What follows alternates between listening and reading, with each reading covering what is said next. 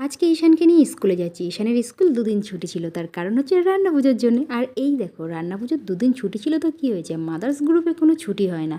রান্না পুজোর সমস্ত মেনু কিন্তু সব সে ফ্রিজে গুছিয়ে রেখেছিল আমাদের জন্যে।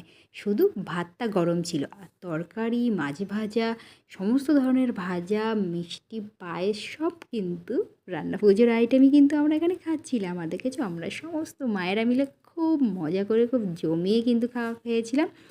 পান্তাটা পাইনি তো কী হয়েছে, আগের দিন ইচ্ছে রান্না খেয়েছিলাম, ওখানে কিন্তু আমরা পান্তা খেয়েছিলাম। যেহেতু দুদিন ছুটি পড়েছিল, ওই জন্য আর পান্তাটা না ও রাখতে পারেনি। সমস্ত তরকারি ফ্রিজে আমাদের জন্য রেখেছিল। আর এই দেখো, লাস্ট পাশে ছিল পায়েস, মিষ্টি মিষ্টি পায়েস। তারপরে বাসনগুলো এখানে ক্লিন করে নিলাম। আর ফেরার সময় ঈশানকে নিয়ে এখানে একটু পেয়ারা মাখা নিয়েছিলাম। দেখতে পাচ্ছ পেয়ারা মাখাটা কী সুন্দর, দারুণ টেস্ট হয়েছিল, ঝাল ঝাল। তো ঈশান এখানে খাওয়ার পরে আমরা যাচ্ছিলাম ট্রেন ধরার জন্যে। এখানে দেখো একটা বিশ্বকর্মা ঠাকুর। তো এখন তোমরা দেখো ঠাকুর, আমরা আসছি।